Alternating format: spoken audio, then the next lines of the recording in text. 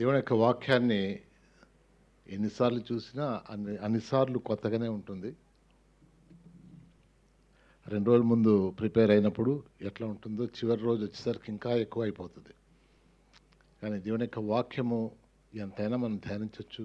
అంతగా దేవుడు దాన్ని తెలియజేసే దేవుడిగా ఉంటున్నాడు. దాన్ని బట్టి వందనాలు చెల్లిస్తున్నాం. గడిచినటువంటి కొన్ని వారాలుగా నేను వాక్యం చెప్పేటప్పుడు దానియేలు గ్రంథాన్ని, దాంట్లో ఉన్నటువంటి విషయాలు ఇంతవరకు 2వ అధ్యాయం వరకు చూసుకున్నాము.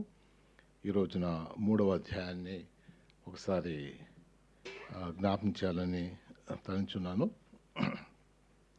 ఈ యొక్క అధ్యాయము 30 వచనాలు ఉన్నాయి. ఈ యొక్క 30 వచనాల్లో ప్రత్యేకంగా నేను తీసుకున్నటువంటి భాగము అవి ఒకసారి జ్ఞాపకం చేసుకున్నప్పటికీ నేను ఈ రోజున ఆ విషయంలో నేను తీసుకున్నటువంటి వాక్య భాగం ఏంటంటే 16 నుండి 18 వచనాలు. 3వ అధ్యాయము 16 నుండి 18 వరకు ఈ 3 వచనాలు ఒకసారి నేను చదువుతాను. తర్వాత ప్రార్థనతో ముందు పోదాం. షద్రకు, మెషాకును, అబేద్నెగోయు రాజుతో ఇలాగ చెప్పిరి, నెబుకద్నెజరు, ఇందుని గురించి నీకు ప్రత్యుత్తరం ఇవ్వవలనని చింత మాకు లేదు. మేము సేవించుచున్న దేవుడు మండుచున్న వేడిమి గల ఈ అగ్ని నుండి అగ్నిగుండములో నుండి మమ్మను తప్పించి రక్షించుటకు సమర్థుడు. మరియు నీ వశమున పడకుండా ఆయన మమ్మను రక్షించును. ఒకవేళ ఆయన రక్షింపకపోయినను రాజా, నీ దేవతలను మేము పూజింపమనియు నీవు నిలవబెట్టించిన బంగారు ప్రతిమకు నమస్కరింపమనియు తెలుసుకొనుము. ప్రార్థన చేసుకుందాం. జీవగల మా దేవ, ప్రేమగల రాజా, ఎంత కాలం క్రితమయ్యా ఈ యొక్క వాక్యము, సుమారు 2,500 సంవత్సరాల క్రితము నీ బిడ్డలు నీ కొరకు నిలబడి నిన్ను మహింపరిచినటువంటి ఈ యొక్క మాటలను బట్టి వందనాలు చెల్లిస్తున్నాం. మా ముందు ఈరోజు పెట్టావు. దాన్ని జ్ఞాపకం చేసుకోవటానికి మా జ్ఞానం సరిపోదు, కానీ మీరే సహాయం దయచేసి నడిపించమని క్రీస్తునామమున వేడుకుంటున్నాం మా తండ్రి. ఆమేన్. ఒకసారి ఈ యొక్క 3వ అధ్యాయము ముఖ్యాంశాలు ఒకసారి మనం చూసుకుంటే ముందుకు పోతే బాగుంటుంది అనుకుంటున్నాను. నెబుకద్నెజరు, మొదటి వచనంలో నెబుకద్నెజరు చేయించిన బంగారు ప్రతిమ, ఒక ప్రతిమ ఆయన చేయించినాడు. 5వ వచనంలో ఈ ప్రతిమ ఎదుట సాగిలపడి నమస్కరించుడి. 3:18లో నీవు నిలబెట్టించిన బంగారు ప్రతిమకు నమస్కరింపమనియు తెలుసుకొనుము. 20-21 వచనాలు మండుచుండు అగ్నిగుండంలో వేయుడని ఆజ్ఞయ్యగా వారు ముగ్గురిని వేడిమి గల మండుచున్న అగ్నిగుండములో పడవేసిరి. 26వ వచనం, దాని తర్వాత దేవుడు జరిగించిన విధానం బట్టి రాజు యొక్క స్పందన. మహోన్నతుడగు దేవుని సేవకులారా, బయటికి వచ్చి నా ఎద్దకు రండి అని పిలువగా ఆ అగ్ని నుండి బయటికి వచ్చిరి. 29వ వచనం, కాగా నేను ఒక శాస్త్రము నియమించుచున్నాను, ఏదనగా ఈ విధముగా రక్షించుటకు సమర్థుడకు దేవుడు గాక మరి ఏ దేవుడును లేడు. 30వ వచనం, అంతటా రాజు షద్రకు, మెషకు, అబేద్నెగో అను వారిని బబులోను సంస్థానంలో హెచ్చించెను. దేవుని యొక్క కృప, ఆయన యొక్క బిడ్డలు ఆయన కొరకు జీవించినప్పుడు ఏ రీతిగా ఆయన వారిని నడిపించే దేవుడు. ఈ యొక్క విషయాన్ని మనం ఈ యొక్క 3వ అధ్యాయం జ్ఞాపకం చేస్తుంది. ఈ యొక్క మొదటి వచనం ఒకసారి జ్ఞాపకం చేసుకుంటే, నెబుకద్నెజరు చేయించిన బంగారు ప్రతిమ. ఈ యొక్క ప్రతిమ ఎప్పుడు చేయబడింది? చాలామంది అంటారు మొదటి కళ వచ్చిన తర్వాత రాజు ఆ యొక్క విగ్రహాన్ని చూసి మరి అలాంటిదే ఒకటి తను చేయించాడన్నటువంటి తలంపు వెంటనే చేయించాడని కొంతమంది అంటున్నారు. అయితే కొంతమంది చెప్పేది ఏంటంటే, ఆ కళ వచ్చిన 10 సంవత్సరాలు కానీ 20 సంవత్సరాలు కానీ అది అయింటుంది. ఎందుకంటే ఆ యొక్క చరిత్ర, బబులోను చరిత్ర చూస్తే ఈ యొక్క నెబుకద్నెజరు ఉన్న కాలంలో ఆయనకి వ్యతిరేకంగా ఒక విప్లవం జరిగింది 10 సంవత్సరాలు. అందుకనే రాజు తను ఇంకా ఆర్డర్ చేస్తున్నారు లేదా, వారి ముందు నేను ఎట్లా ఉన్నాను, అందరూ నా మాట వినేవారు ఉన్నారు కదా, నా మాటకు విధేయత చూపించేవారు ఉన్నారా లేదా అన్నటువంటి ఉద్దేశం కలిగినటువంటి వాడుగా ఈ యొక్క ప్రతిమను తయారు చేసి వాళ్ళందరూ చూడండి, అక్కడ అధికారులు ఎట్లా అధికారులు ఉన్నటువంటి అధికారులందరూ రకరకాలైనటువంటి ఆ యొక్క వారినందరిని పిలిచి మరి ఆ యొక్క వాయిద్యాలు అది వాయించేటప్పుడు దాని ముందు నమస్కారం చేయాలి. అంటే నా మాటకు విధేయత చూపిస్తున్నారు లేదా అన్నటువంటి ఆ యొక్క ఉద్దేశాన్ని బట్టి ఆ సమయంలో అది చేశారని కొందరి అభిప్రాయాలు. ఇవన్నీ వివరణలు, బహుశా ఏదైనప్పటికీ ఇక్కడ ఈ యొక్క ప్రతిమను మనం గమనించి చూస్తే బంగారు ప్రతిమ. ఇంకా కొంతమంది ఏమంటారు, ఆ కళ వచ్చింది కదా, ఆ కళలో హెడ్ ఎవరండి? నెబుకద్నెజర్. కాబట్టి ఆ తర్వాత ఏ సామ్రాజ్యం రాకుండా ఉండాలని వెండి అంత లేకుండా మొత్తాన్ని ఆయన బంగారం చేసి పడేశాడు. ఎందుకంటే మొత్తం నేనే ఉండాలన్నటువంటి ఆ యొక్క తలంపు ఆయన యొక్క మనసులో ఉండి ఈ రీతిగా చేశారన్నటువంటి ఆ యొక్క ఉద్దేశాన్ని కూడా కొంతమంది చెప్తున్నారు.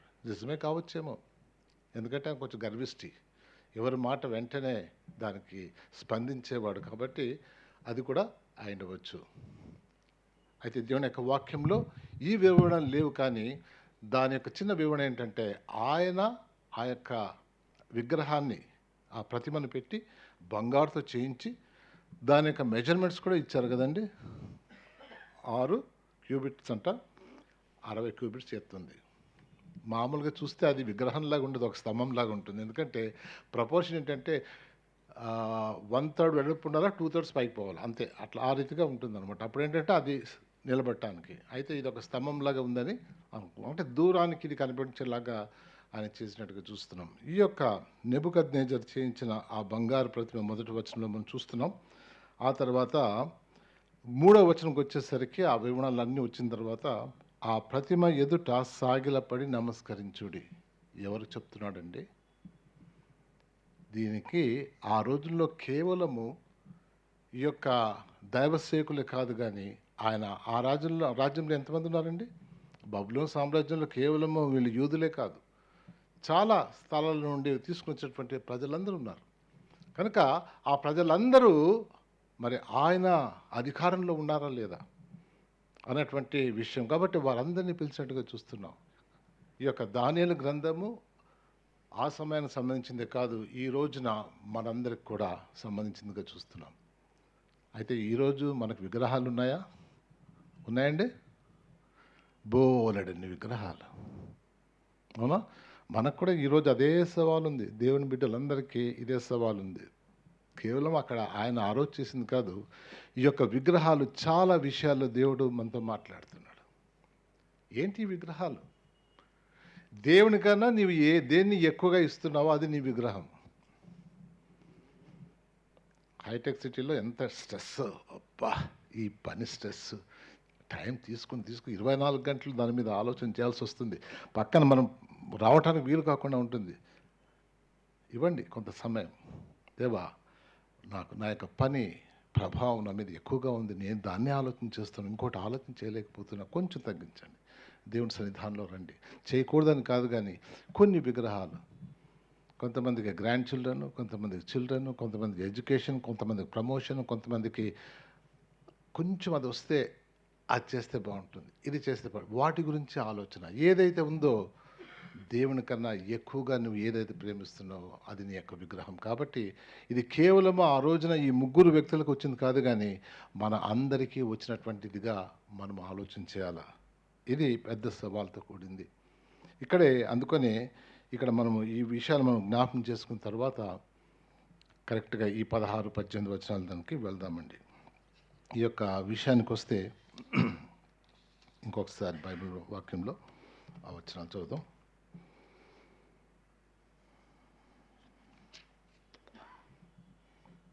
షద్రకును మెషాకును అబేద్నెగోయు రాజుతో ఈలాగు చెప్పిరి, నెబుకద్నెజరు ఇందుని గురించి నీకు ప్రత్యుత్తరం మీయవలనన్న చింత మాకు లేదు. ఇక్కడ ఎవరున్నారండి? కేవలము 3 ఉన్నారు కదా. వీళ్ళు ఎంతమంది? వీళ్ళు 4 కదా. దానియేలు ఎక్కడ పోయాడు? 2వ అధ్యాయం 49వ వచనంలో ఆయన రాజు సన్నిధిలో ఉన్నాడు. వీళ్ళందరూ వేరు వేరు స్థలాల్లో వారిని అధికారులుగా చేశాడు, విచారణకర్తలుగా చేశాడు. కాబట్టి బహుశా ఆ సమయంలో ఆయన ఇక్కడే ఉండొచ్చు, కానీ వారున్నటువంటి స్థలంలో ఈ యొక్క విగ్రహం పెట్టింది. ఆ యొక్క స్థలం కూడా రాయబడింది, పేరు కూడా రాయబడింది. అక్కడ ఆ స్థలంలో ఎక్కువ మంది మనుషులు నిలబడి దాన్ని ఆరాధించేటటువంటి స్థలంలో అది ఉంది. అంతేకాకుండా అక్కడ ఒక అగ్నిగుండం కూడా ఉంది కదండి. అగ్నిగుండం కూడా చాలాసార్లు చెప్పేది ఏంటంటే, అది బంగారుతో పొదిగించడానికి బంగారుని కరిగించాలి కదా, అందుకని ఒక పెద్దది చేశారు. దాంట్లోనే ఈయన కూడా శిక్షించడానికి అది ఉపయోగపడింది అన్నటువంటి వివరణలు. ఇవన్నీ వివరణలు చూస్తుంటే చాలా బాగుంటుంది, కానీ అవన్నీ మాకు అవసరం లేదు. ఇక్కడ ఆ యొక్క విగ్రహం దగ్గర మోకరించే సమయంలో వీరు ముగ్గురు ఉండటానికి కారణం ఏంటంటే, బహుశా దానియేలు రాజు నగర్లో ఉండి వీరున్నటువంటి ఆ స్థలంలో అప్పుడు లేకపోవచ్చు. కాబట్టి వీళ్ళు ముగ్గురే. దానియేలు ఎవరండి? ఈ ముగ్గురికి పెద్ద లీడర్ అండి. దానియేలు ఇనిషియేషన్ తీసుకున్నాడు ఆహారం తీసుకోకుండా ఉండాలని. చూసారా, ఒక పెద్ద నాయకుడిగా చెప్పాలి దానియేలు. అందుకని దానియేలుని దేవుడు కొంచెం ప్రత్యేకంగా చూపించాడు. ఆయన పెద్ద మోడల్.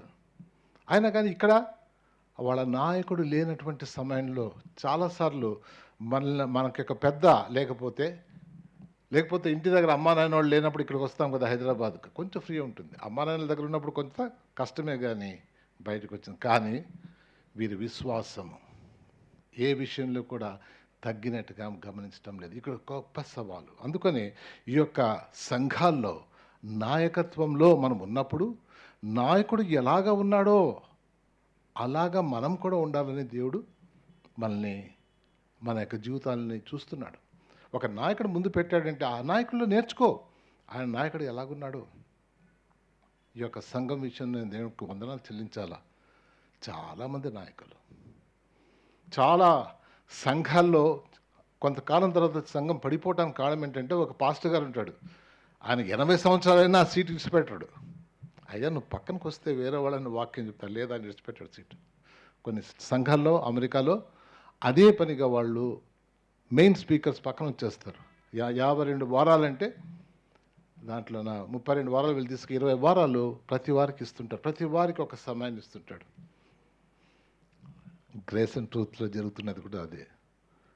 ప్రతి వారు దేవుని యొక్క సేవలో దేవుడిచ్చినటువంటి ఆధిక్యతను మనము తీసుకోవాల్సిగా ఉంటుంది. కేవలం వింటమే కాదు, వాళ్ళు చేసేది కాదు, మన జీవితంలో మనం చేయాల్సి ఉంది. కాబట్టి ఇచ్చే ప్రతి ఒక్క అవకాశము ఈ సంఘం కాదు ఇవ్వటం లేదు, దేవుడు ఇస్తున్నాడు మనకి. కాబట్టి మనకు ఇచ్చినప్పుడు ఈసారి ఎంత బాగా చేశారో ఈ సంవత్సరంలో 14వ తారీఖున జరిగినటువంటి కార్యక్రమాలు ఎవరికి ఏ బాధ్యతలు ఇస్తే వాళ్ళు ఎంత చక్కగా నెరవేర్చారు. దేవా నీకు వందనాలు. ప్రతి వారికి ఆ యొక్క బాధ్యతలు, ఎవరికి ఏ బాధ్యత ఇచ్చినప్పటికీ వారు చేస్తూ వచ్చారు. ఎక్కడ ఏ లోటు లేదు. ప్రతి ప్రోగ్రాము ఒక నాయకుడికి ఉన్నటువంటి నాయకుడు చేస్తే ఎలాగ అలాగ వచ్చింది. దేవునికి వందనాలు. ఇది దేవుడు మనిషికి ఇచ్చేటటువంటి ఆధిక్యత. బహుశా షద్రక్ మెషక్ అబేద్నెగోకి ఇక్కడ ముగ్గురు ఇస్తే ఆ తర్వాత ఒంటరిగా దానియేలుకి ఇచ్చాడు కదండి. ఆ తర్వాత మనము 6వ అధ్యాయంలో వెళ్ళినప్పుడు చూడొచ్చు. ఇక్కడ వీరు దేవుని నమ్మినటువంటి వారు సంఘంలో నుండి బయటికి వెళ్ళిన వారి జీవితంలో ఎలాంటి మార్పు లేనటువంటి వారుగా ఉన్నారు. అందుకనే సవాలుతో కూడినటువంటిది. ఎంత గొప్ప విషయం అండి. ఒక రాజు దగ్గర మాట్లాడటానికి అంత దమ్ము ఉండాలి కదా. కొంతమంది ఐఏఎస్ ఆఫీసర్లు వచ్చి నిలబడితే ఇట్లా ఆగుంటాం కదా, ఏం జవాబు చెప్తాను అనుకుంటుంది. ఎందుకంటే వాళ్ళ అంత అధికారం, వాళ్ళ యొక్క అధికారులు వాళ్ళు ఏమన్నా చేయగలరు. కాబట్టి కొంత ఇప్పుడు చీఫ్ మినిస్టర్ వచ్చాడు అనుకోండి, ఏం లేకుండా నమస్కారం పెట్టాలి, అవునా? వాళ్ళ యొక్క పొజిషన్ అది. ఇంకా నెబుకద్నెజర్ అంటే మాటలా, ఆయన బహుకోపిష్టి, గర్విష్టి. ఆయనకు జవాబు ఇవ్వటం అనేది సామాన్యమైన పని కాదు. కానీ వీరికి వచ్చేటువంటి సవాలు చాలా గొప్ప సవాలు. వారు ఆ యొక్క సవాల్ని ఎదుర్కోవటానికి దేవుడు వారిని ప్రత్యేకంగా ఏర్పాటు చేసుకున్నాడు. ఈ యొక్క సవాలును వాళ్ళకి ఎదుర్కోవటానికి వారికున్నటువంటి ఆ బలం ఏంటండి? ఏంటి దేవుని కొరకు ఆ మాటలు చెప్పాడంటే ఏమి వాళ్ళని పురికొల్పుతా ఉంది. వెనక భాగంలో మనం చూస్తే 3 విషయాల్ని మనం గమనించవచ్చు. అది ఈ యొక్క ఉదయకాలం జ్ఞాపకం చేసుకోవాలి. ఇక్కడ గమనించవలసిన 3 విషయాలు ఏంటంటే, నెంబర్ 1, వారు నమ్ముకున్న దేవుని మీద ఆధారపడిన వారుగా ఉన్నారు. ఈ మాటలకి ఆధారము వాళ్ళ దేవుడు. రెండోది వేడిమి గల అగ్నిగుండము. దాన్ని చూస్తుంటే ఈ యొక్క వేడి అన్నదండి దాంట్లో పడే అవసరం లేదండి. దూరంగా ఉండగానే అది వేడితో కాల్చి పడేస్తుంది. దాని యొక్క సెగలు అంత భయంకరంగా అవి వస్తున్నప్పుడు కాలిపోతారు మనుషులు. అంతే కదా జరిగింది. వాళ్ళని తోసేవాళ్ళు ముందుగానే బలమైన వాళ్ళంట ముందు వాలిపోయారు అసలుకి. మరి అంత భయంకరమైనటువంటిది వాళ్ళ కళ్ళ ముందుండి వేస్తే దాంట్లో తీసుకుపడేస్తారు. మరి ఆ వేడిమి గల అగ్నిగుండము కన్నా వాళ్ళ భయపడింది ఎవరికండి? వాళ్ళ దేవునికి భయపడ్డారు. ఇది ఇంకొక దగ్గర గుర్తుందా? యోసేపు ఆ యొక్క స్త్రీ శోధించినప్పుడు అమ్మో ఆయనకి వ్యతిరేకంగా ఏం చేస్తాడు, ఆమెను చూడలేదు అక్కడ. నా దేవుడు నన్ను చూస్తున్నాడు, ఆయనకు భయపడ్డాడు. అదండి విశ్వాసులకు ఉన్నటువంటి ఒక గొప్ప బలం ఏంటంటే వారి దేవుడు వారితో ఉన్నాడన్నటువంటి ఆ యొక్క నమ్మకం. మా దేవుడు మమ్మల్ని నడిపించే దేవుడుగా మనం చూసేటటువంటి విషయం. కాబట్టి ఇక్కడ వాళ్ళు ఆ యొక్క అగ్నిగుండాన్ని చూసి భయపడలే, లేకపోతే ఆ రాజు బలమైనటువంటి రాజుని చూసి భయపడలే. వాళ్ళ దేవునికి భయపడ్డారు. దేవా మేము నీ వైపు ఉంటాం. అది ఒక విశ్వాస యొక్క జీవితంలో పెద్ద సీక్రెట్ ఏంటంటే దేవునికి భయపడే వాళ్ళంటే అది. మనుషులకు భయపడరు, ఏది లెక్క చేయరు. కానీ ఏది లెక్క చేయకపోయినా యారగెంట్గా ఉండరు, వినయ విధేయతలతో ఏమనుకోద్దండి మేము దీన్ని చేయలేము. కానీ ఇక్కడ మట్టుకు ఆయన అడిగిన దాన్ని బట్టి ఆయన ఇచ్చినటువంటి నీకు జవాబు ఇచ్చే పని లేదు చాలా గట్టిగా చెప్పారు. మేము ఇంతవరకు ఇక్కడ వరకు జీవించింది మా దేవుని మీద ఆధారపడి జీవించాము. ఇంతవరకు మా యొక్క పదోన్నత మా యొక్క పొజిషన్స్ ఇంత ఉన్నాయంటే ఆయన బట్టి వచ్చింది, నీ నుంచి కాదు వచ్చింది. మా యొక్క జీవితాలు ఆయన కొరకు ఉన్నాయి, ఇక్కడ మీకోసం కాదు అన్నటువంటి ఆ యొక్క అదే నన్ను మార్చేస్తారా మీరు? మేము ఆయన్నే పూజించేవాడు, మేము వేరే పూజించాము, ఆయన ఒకడే దేవుడు అన్నటువంటి ఆ యొక్క విషయం వారి యొక్క జీవితంలో మరెక్కువగా బలంగా ఉన్నట్టుగా చూస్తున్నాం. They did not fear any man. ఈ యొక్క లోకంలో ఎవరికి భయపడరు, కేవలం దేవునికి భయపడేవాడు. అందుకనే భయభక్తులు కలిగి ఉండవలనని బైబిల్ గ్రంథంలో కీర్తనలో చూస్తాం. దేవుని యందు భయభక్తులు కలిగి ఉండుట ఎంత గొప్ప విషయం అండి. ఆ యొక్క విషయాన్ని గమనిస్తున్నాం. మూడవది ఏంటంటే దేవుని కొరకు చనిపోవటానికి వెనుకాడని వారు. దేవుని యొక్క ఉద్దేశాలు తెలుసు. ప్రార్థన చేస్తే జవాబిస్తే దేవుడు మంచిదే, ఒకసారి దేవుడు ఇవ్వడు కదా, అది కూడా తెలుసు. మా దేవుడు ఏది మంచిదో దానికి జవాబిస్తాడు, ఏదంటే దానికి ఇవ్వడండి. చాలామంది అయ్యా మాకు కష్టాలు ఉన్నాయి, మా దేవుడు మీ దేవుడు ఒకవేళ జవాబిస్తే నమ్ముకుంటామంటే వీలు కాదండి అని చెప్పాలా. మీ దేవుడు మాకేమైనా సాయం చేస్తాడా అయితే నమ్ముకుంటాం, దానికి కాదు, నీకు సాయం చేయటం లేదు. చాలామంది ఆ యొక్క తలంపులతో క్రైస్తవులుగా కూడా ఉంటారు. నేను గుడికి వస్తున్నాను కదా, నీకు ఇది చేస్తున్నాను కదా, నువ్వు నాకు చేయకపోతే నేను గుడికి రాను. లేకపోతే దేనికయ్యా నువ్వు వచ్చేది గుడికి? ఆయన ఎవరో తెలుసుకో, నీవెవరో తెలుసుకో, నీకు ఆయనకున్నటువంటి సంబంధం ఏంటో తెలుసుకో, ఆయన నువ్వు దగ్గర పోగలవా, ఆయన ప్రేమ అంటే ఏంటో తెలుసుకో. ఆ యొక్క తేడా సరిగ్గా తెలుసుకోవాలి. అంతేగాని ఇది చేస్తే అది చేస్తే కాదు. వీళ్ళు వాళ్ళ దేవుడు చేయవచ్చు చేయకపోవచ్చు, చేసే సమర్థుడైనటువంటి దేవుడని ముందుగా చెప్తా ఉన్నారండి. ఇక్కడ ఈ యొక్క విషయాలు, మూడు విషయాలు ఆ యొక్క వాళ్ళ దేవుడు ఎలాంటి దేవుడుగా వాళ్ళు చూస్తున్నారు. ఈ యొక్క దేవుని యొక్క వాక్యంలో సార్వభౌముడైన వారి దేవుని శక్తిని ఎరిగినటువంటి వారు. దేవుని శక్తిని మనం ఎరిగిన వారమా? దేవుని యొక్క వాక్యాలు వాళ్ళు బాగా చదివేవారుగా మనం జ్ఞాపకం పెట్టుకోవాలి. అప్పుడు ఉన్నటువంటి యెషయా గ్రంథం ఉంది, అప్పుడు వాళ్ళ దగ్గర ఉండినచ్చు కదా. మామూలుగా 5 ఉంటాయి కానీ మరి ఎన్నో విషయాలు, కొన్ని విషయాలు ఏంటంటే అన్ని చూసే పనులే. పరిశుద్ధాత్మ దేవుడు వారిని నడిపించే దేవుడుగా ఉంటున్నాడు. కాబట్టి కొన్ని విషయాలలో వాళ్ళ దేవుడు ఎలాంటి దేవుడుగా ఉంటున్నాడు. ఇక్కడ చూసే మంట అమ్మో అనుకుంటున్నారా? మా దేవుడు ఎవరో తెలుసా, మా దేవుడు ఎవరో తెలుసా?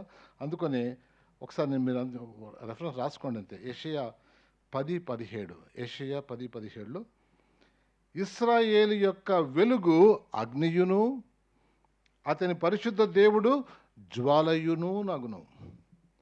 ఆయన అగ్ని జ్వాల. ఎవరయ్యా మా దేవుడు? ఆయన అగ్ని జ్వాల. ఏం చూస్తున్నారు మీరు? దీన్ని చూసి భయపెడతారా నన్ను? తర్వాత ఇంకో వచనం యెషయా 30:33లో, గంధక ప్రవాహం వలె యెహోవా ఊపిరి దాని రగులబెట్టును. వామ్మో! మా దేవుడు ఊపిరి వదిలితే ఎట్లుంటుందో తెలుసా? గంధకపు ప్రవాహము వలె ఉండును. మా దేవుడయ్యా, మా దేవుని ఎరిగినటువంటి వారం, సార్వభౌముడైనటువంటి దేవుడు, ఈ యొక్క సృష్టిని నడిపించే దేవుడు. ఆ దేవుడు ఎవరో మాకు తెలుసు. ఆయన వెలుగు, ఆయన జ్వాల, ఆయన యొక్క ఊపిరి బయటకు వస్తే గంధకంలో వచ్చేటువంటి ప్రవాహం వలె ఆ యొక్క అగ్ని వస్తుంది. మా దేవుడు. మీకు తెలుసా నీ దేవుడు ఎలాంటి వాడు? యేసుక్రీస్తు ప్రభువారు ఎవరో మీకు తెలుసా? మన సృష్టికర్త అండి. ఆయన గుణగణాలను జ్ఞాపకం చేస్తూ ఉండాలి. ఈ దేవుడు నాతో పాటు ఉన్నాడు. దేవునికి వందనాలు. దేవుని వాక్యాలే మనకు బలం, మన మాటలు కాదు. తర్వాత యెషయా 31:9లో ఆయన సన్నిధి ఎలాగుందో చెప్తా ఉంది. సియోనులో ఆయన అగ్నియు, యెరూషలేములో ఆయన కొలిమయే ఉన్నాడు. కొలిమి, సియోను పర్వతం మీద అది ఎట్లుందంటండి? అగ్నియు అంటే ఆయన సన్నిధి, ఆయన యెరూషలేము ఆయన కొలిమి అంటే ఎట్లుంటుందన్నమాట? అదే ఆ కొలిమిన, బంగారు కొలిమిలోనే వీళ్ళు వాళ్ళకి వేస్తారు. కొలిమి ఇలాగుంటుంది. ఎవరండి మా దేవుడు?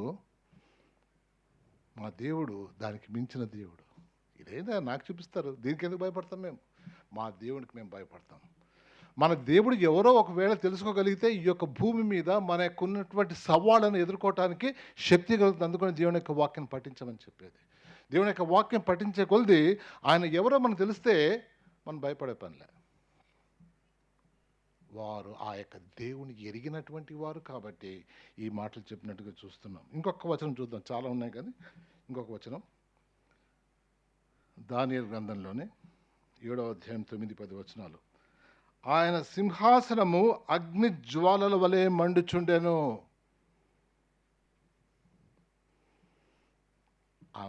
ఆ సింహాసనం ఎట్లుందంటండి?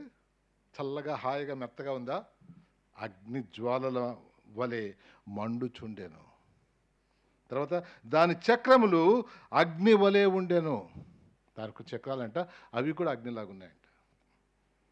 ఆయన యొద్ద నుండి, అక్కడ అదే సరిపోలే, అగ్ని వంటి ప్రవాహము ఆయన యొద్ద నుండి ప్రవహించుచుండెను. అబ్బబ్బ! ఆ యొక్క ప్రవాహము ఆ యొక్క సింహాసనం దగ్గర నుండి ఎక్కడ కూర్చున్నాడు? అగ్నిలో కూర్చున్నాడు. ఆయన అగ్ని ఎంతో బలమైనటువంటి అగ్ని. ఈ అగ్నితో పోల్చేది కాదు. ఒక రోజున మన యొక్క భూమిని కాల్చివేసేటటువంటి అగ్ని. అందుకనే ఇక్కడ మనం చూస్తే ఏలియా దగ్గర ఆయన వాళ్ళ దగ్గర వచ్చి, మీ ప్రవక్తలో లేకపోతే ఈయన ఒకసారి జ్ఞాపకం పెట్టుకోండి, ఏ దేవుడో తెలుసుకుంటారా మీరు, రండి అన్నప్పుడు వాళ్ళు బలిచ్చిన తర్వాత ఈయన పెట్టాడు, రాళ్ళు పెట్టాడు, కర్రలు పెట్టాడు, ఆ యొక్క జంతువుని పెట్టాడు, నీళ్లు వేశాడు ఫుల్గా. దేవా, ఇదిగో ఈ ప్రజలకి నువ్వు చూపించుకో. ఆ యొక్క అగ్ని వచ్చి ఆ రాళ్ళను కాల్చిందంట. రాళ్ళను కాల్చి అగ్నిహారం చూసారా? మామూలుగా రాతి దాంట్లో చేస్తారు, వేరే బాగా కాలటానికి అది తట్టుకుంటుంది కదండి. అది వచ్చి వాటిని కూడా బుగ్గి చేశాను. అది అండి మా దేవుడు. ఏందా మీరు దీంట్లో నాకు చూపించేది? నీ దేవుడి గురించి నువ్వు ధ్యానిస్తూ ఉంటే ఈ లోకంలో నేను బెదిరించేది ఏం లేదండి. జ్ఞాపకం పెట్టుకోవాలా. వాళ్ళు దేవునికి భయపడినారు. వాళ్ళ దేవుడు దీనికి మించినటువంటిది. ఈ రాజు మా దేవుడు పెడతాను, నువ్వు ఉన్నావు. నేను తీసేసి 4 వేరే వాళ్ళని పెడతాడు దేవుడు. వాళ్ళ దేవుడు ఎవరో తెలుసు. కాబట్టి ఈ యొక్క విషయాన్ని మనం జ్ఞాపకం పెట్టుకోవాలి. ఈ యొక్క వచనంలో వాళ్ళకి చెప్పటానికి నీ యొక్క జీవితం ఎలాగుంది, నీ యొక్క జీవితము దేని మీద ఆధారపడింది? ఏమన్నా ఈ చర్చలో ఎవరు రాలేదు, మాకు ఎంత కష్టాలు ఉండిందో, అయ్యో ఆ కష్టాల్లోనే ఇంతమందికి ఫోన్ చేసినా ఏ ఎల్డర్ రాలేదు, ఏ మెంబర్ రాలేదు, ఏం చర్చ ఏంటో. వాళ్ళు ఎందుకు చూస్తావయ్యా నువ్వు నీ దేవుని పిలువు. దేవా, ఎవరొచ్చే పనిలే, నాకు అవసరం ఉంది, నువ్వు ప్రార్థన చేయి. దేవుడు మనం చూసేది ఏంటంటే, మన యొక్క అవసరతలో దేవుని చూసేవాళ్ళుగా ఉండాలి. దేన్ని చూసి పక్కన చూడకూడదు. మనం దేవుని చూసేవాళ్ళుగా ఉండాలి. ఈ ముగ్గురు ఒకరినొకరు చూసుకుంటే ధైర్యం, మన దేవుడు దీనికన్నా గొప్ప, ఎస్ నిలబడదాం. ఆ ముగ్గురు వాళ్ళ దేవుని చూసుకున్నట్టుగా చూస్తున్నాం. ఈరోజు దేవుడు మనకు జ్ఞాపకం చేస్తాడు. ఎక్కడ మనకున్నటువంటి సవాళ్ళు, నీ జబ్బా, అయ్యో జబ్బు వచ్చేసింది, కావటం లేదు. ఎంతసేపు అండి దేవుడు ముట్టి బాగు చేస్తాడు. ఇంకా బాగు చేయలేదా? దాంట్లో ఏదో దేవుని యొక్క కృప ఉంది, జ్ఞాపకం పెట్టుకోవాలి. అది ఇక్కడ చూస్తున్నాం. రెండవదిగా, మళ్ళీ మూడవదిగా వారి యొక్క విశ్వాసము, ఆ దేవుడు వాళ్ళను కాపాడుతున్న విశ్వాసం, ఇది కూడా చాలా ప్రాముఖ్యమైనది. తన యొక్క విశ్వాసం గురించి ఎన్నో చక్కగా దేవుడు ఇక్కడ బోధిస్తున్నాడు. ఒక్కొక్కరి విశ్వాసం ఎంతో చక్కగా ఆయన సేవకులు ఇక్కడ వివరిస్తున్నారు. మంచిదే, కానీ కొన్ని అనుభవాలు ఉంటాయి విశ్వాసంలో, వాళ్ళ యొక్క చిన్న చిన్న అనుభవాలు. దీంట్లో 3 రకాల అనుభవాలు మన ఊరికి జ్ఞాపకం చేసుకుందాం. మన ప్రార్థనలకు చక్కటి జవాబు. మన ప్రార్థనలకు ఒకసారి చక్కటి జవాబు వస్తుంది. ప్రార్థన చేసినప్పుడు మొదటి రోజు తీసుకువెళ్తాం బిడ్డని డాక్టర్ దగ్గర, సర్జరీ అయ్యా రేపు రావాలి, 3 రోజుల తర్వాత రండి అని మళ్ళీ పిలుస్తారు. అప్పుడు వచ్చి, దేవా డబ్బులు లేవయ్యా, ఏం చేయాలయ్యా, సర్జరీ అంటే మరి తట్టుకుంటాడు లేదు ఈ బిడ్డ. మనం బాధపడుతున్నప్పుడు చిన్న ప్రార్థన చేస్తా, దేవా నువ్వు గొప్ప దేవుడు కదా, ఆ యొక్క బిడ్డ సర్జరీ లేకుండా బాగా ఎట్టి చేసి దేవుడు అయ్యా, అట్లాంటి ప్రార్థన చేస్తాం కదా. దేవా కృప చూపించాయ్యా, ఈ 2 రోజుల్లో ఏదైనా బాగు చేయ్యా. జవాబులు వచ్చినాయి. అలాంటి ప్రశ్నలు కూడా, ప్రార్థనలు కూడా దేవుడు జవాబిస్తాడు కదండి. కొంతమంది చెప్పాము, అయ్యో సర్జరీ అన్నారు కానీ మళ్ళీ పోయిన తర్వాత ఈ మందులతో బాగా అయిపోద్దని చెప్పారు. అంతకుముందు ఆంటీ కూడా చనిపోయారు కదా, శాంత ఆంటీ కాళ్ళది ఏదో చెప్పారనమాట. దేవా నువ్వే బాగు చేయాలా. వచ్చింది 3 రోజుల తర్వాత, బ్రదర్ రెండు కాలు తిప్పుతా ఉంది. షుగర్ పేషెంట్ గాయం కాలు చూపిస్తే ఇంకేమైనా ఉందా, కింద పడిపోలే చూస్తే, అంత త్వరగా బాగా చూపించేసింది, బాగా అయిపోయింది. ఇది విశ్వాస జీవితంలో ప్రోత్సాహకరమైనటువంటి సమయాలు. మనం ప్రార్థన చేస్తుంటే దేవుడు జవాబిస్తుంటే, మా ప్రార్థన జవాబిచ్చడం ఎంతో సంతోషంగా. జరిగేది ఏంటంటే కొంతకాలం తర్వాత దాన్ని మర్చిపోతాం, మళ్ళీ వస్తే మళ్ళీ కిందనే. కానీ దేవుడు ఇంకొక అనుభవం ఇవ్వాలని చూస్తాడు. అదేంటంటే ఆత్మీయంగా బలపరిచే విశ్వాసం. ఆత్మీయంగా బలపరిచే విశ్వాసం ఏంటంటే, కష్టాలు తీసేయడు. కష్టాలు నువ్వు పోవాల్సిందే, ఆ కష్టం గుండా నువ్వు నడుస్తూ ఉండాలి. అప్పుడు ఆయన చేసేది ఏంటంటే, అప్పుడు వాళ్ళతో వచ్చి ఆయన ఉంటాడనమాట. నేను నీ దగ్గరకు వస్తా, నీతో పని చేయిస్తా, అట్లాగా కూర్చుంటా నీ పక్కలో. అందుకని జనాన్ని వచ్చి కూర్చోండి నేను చూపిస్తానంటాడు. ఇట్లా చెప్తా కదా, నేను వచ్చి కూర్చుంటా కదా. చాలాసార్లు మన పిల్లలు కూడా చేసేటప్పుడు దగ్గర కూర్చుంటాం, అట్లా కాదురా ఇట్లా చేయండి. దేవుడు మన దగ్గర కూర్చొని మన దగ్గర ఉండి మనల్ని పని చేయిస్తాడనమాట. అంటే మన ప్రశ్న, మన యొక్క ప్రార్థనకి జవాబు మనమన్నట్టు రాదు. ఆ కష్టాలు అలాగే ఉంటుంది, ఆ సర్జరీ అలా జరుగుతూ ఉంటుంది. అప్పుడు దేవుడు, నా వాక్యం చూడు, అప్పుడు బైబిల్ చదువుతాం బాగా, అప్పుడు బాగా ప్రార్థన చేస్తాం. ప్రతి వారికి విశ్వాసం, అమ్మ మనం ప్రార్థనలు మనం బలపరచండి. ఇది చాలామంది, ఇదేంటంటే ఆత్మీయంగా బలపరిచేది, దేవుని యొక్క సన్నిధిని పొందేటటువంటి అనుభవం. ఇలాంటి అనుభవము విశ్వాసంలో మనం చూస్తుంటాం. ఇంకో 3వది, ప్రార్థనకు జవాబు లేని సమయం. ప్రార్థనకు జవాబు లేని సమయం, ఇది కూడా మనం జ్ఞాపకం చేసుకోవాలా. ప్రార్థనకు జవాబు ఉండదు, ఏమవుద్దండి, దేవుడు నిన్ను పిలుచుకుంటాడు. లేకుంటే మా ఇంట్లో వాళ్ళు కరోనా టైంలో ఎంతమంది కోసం ప్రార్థన చేసాం గుర్తున్నాయండి. మంచి విశ్వాసులు, ప్రార్థన పరులు, పాస్టర్లు. అరే ఏంటైంది, చనిపోయారు. యవ్వనస్తులు అనేటువంటి వాళ్ళు, వాళ్ళ భార్య పిల్లల్ని యవ్వనస్తులను వదిలిపెట్టి వాళ్ళు వెళ్ళిపోయారు. దేవుడు మనకి ఇచ్చినటువంటి కృప ఏంటంటే, ఆయన సన్నిధానంలో మనము చేరి ఆయన చూసేటటువంటి కృప. ఈ లోకంలో లేనటువంటి ఆనందాన్ని ఒక రోజున మనకి సిద్ధపరిచి ఉంటున్నాడు. కాబట్టి నీ యొక్క పని ముగిసిపోయింది, నువ్వు వెళ్ళాలి, ఆయన దగ్గర రావాలి. జవాబు లేనప్పుడు అది కూడా దేవుని యొక్క జవాబే ఉంటుంది. లేకపోయినా పర్వాలేదు, మా మరణంలో కూడా మనతో పాటు ఉండే దేవుడని ఈ యొక్క నూతన నిబంధన గ్రంథంలో మన తెస్సలోనికలో 1:2 మనం చూస్తాం. మనతో పాటు ఉండే దేవుడు. అందుకని కదా అది దానియేలు గ్రంథంలో ఉంది. పునరుద్ధానంలో 2 రకాల పునరుద్ధానం, ఒకరేమో ఆశీర్వదింపబడటానికి, ఒకరేమో తీర్పుకి కదండి. ఆ యొక్క విషయాలు చూస్తాం. ఇక్కడ ఈ యొక్క విశ్వాసంలో చూసారా 3 రకాలు చూస్తాం కదా. లగ్జరీ, చెప్పిన వెంటనే జవాబిచ్చేది, అది కాదు. ఇక్కడ రెండోది ఏంటంటే, ఈ యొక్క వాళ్ళేమన్నా, మా దేవుడు ఈ యొక్క కష్టం నుండి మమ్మలను కాపాడే సమర్థుడైన దేవుడు. ఒకవేళ కాకపోయినా కానీ, అంటే రెండు రకాలది. ఒకవేళ జవాబు ఇవ్వలేకపోయినా, ఒకవేళ వెళ్ళాల్సింటే మేము దీంట్లో వెళ్తున్నా కానీ దేవుడు మమ్మల్ని కాపాడతాడు. రెండోది లేకపోయినా కానీ మాకున్నటువంటి మరణంలో ఉన్నటువంటి మా నిరీక్షణ దానికన్నా గొప్పది. ఎంత గొప్ప విషయం అండి. దేవుని యొక్క కృపలో ఆ రోజున వీరికి వచ్చినటువంటి అనుభవం ఏంటంటే, మీ కష్టాలలో మీతో పాటు ఉంటాము. ఆ రోజున రాజా ఈ జవాబు చెప్పేశారు ఆయనకు వ్యతిరేకంగా. 7 రెట్లు ఆ మంట చేశారు. 7 రెట్లు అంటే 7 రెట్లు మెజర్మెంట్ కాదు, ఎంత వేడి అవుతే అంత వేడి వాళ్ళు చేశారనమాట ఆ యొక్క విషయంలో. ఇప్పుడు జరిగింది ఏంటండి, మన యొక్క విశ్వాసము ఒకవేళ ఆయన యందు ఉంటే దేవుడు మన దగ్గర పరిగెత్తుకుంటూ వస్తాడు. వీళ్ళని తీసుకొని ఆ యొక్క అగ్నిగుండంలో వేసిన వెంటనే జరిగింది ఏంటంటే, ఇంకొకరు వచ్చి ఉన్నారు. ఎవరండి? చాలాసార్లు ప్రీ ఇన్కార్నేట్ క్రైస్ట్, యేసుక్రీస్తు ప్రభువు వారు అని అంటారు. దేనికి వందనాలు. ఇక్కడ ఆయన యొక్క పెద్ద సింహాసనం, లేకపోతే యెహోవా దేవుడు ఆ యొక్క సింహాసనం వదిలిపెట్టి వీళ్ళున్న దగ్గరకు వచ్చాడండి. చాలాసార్లు ఇక్కడ ఆయన ప్రెజెన్స్ చూపించగలిగినాడు. ఎప్పుడైతే వీరిని దాంట్లో వేశారో ఆ యొక్క 4వ వ్యక్తి, చాలామంది ప్రీ ఇన్కార్నేషన్ అండి యేసయ్య అంటారు. బహుశా యేసయ్య వచ్చారండి.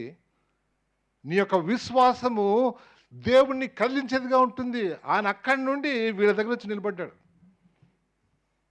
ఆ యొక్క అగ్నిగుండం దగ్గరికి వాళ్ళు రావటానికి కూడా వీలుగానటువంటి వేడిగా ఉంటే, నెబుకద్నెజరు ఇట్లా చూస్తూ చూస్తూ దగ్గరకు వచ్చాడు. దగ్గరకు వస్తే కదా కనబడ్డాడు. మరి నెబుకద్నెజరు కాల్చేయలేదు, పర్వాలేదులే, దేవుడికి వందనాలు. ఇక్కడ నెబుకద్నెజరు పట్ల ఆయన ప్రేమ చూపిస్తున్నాడు. దేవుని యొక్క వాక్యంలో మనం చూస్తే 4వ అధ్యాయంలో వాళ్ళు చూసినప్పుడు ఆయన యొక్క రిపెంటెన్స్ చూస్తే, ఒక రోజున నెబుకద్నెజరును కూడా పరలోకంలో మనం చూస్తాము అని కొంతమంది ఎంతో చక్కగా ఆయన దేవుడిని నిజంగా నమ్మాడు 4వ అధ్యాయంలో చెప్పారు. మంచిదే, ఒకవేళ ఉంటే నేరుగా పోయి అడుగుదాం, అయ్యా చెప్ప ఆ రోజు ఏం జరిగింది అనేసి ఆయన కలుసుకోవచ్చు. ఇక్కడ వీరి యొక్క విశ్వాసం బట్టి వీళ్ళ యొక్క అనుభవం ఏంటంటే, వారి యొక్క విశ్వాసంలో దేవుని సన్నిధిని పొందిన వారుగా వారు పొందటమే కాకుండా వారు ఇతరులకు చూపించేటటువంటి ఆ గొప్ప సాక్ష్యాన్ని ఆ రోజున పొంది ఉంటున్నారు. దేవునికి వందనాలు.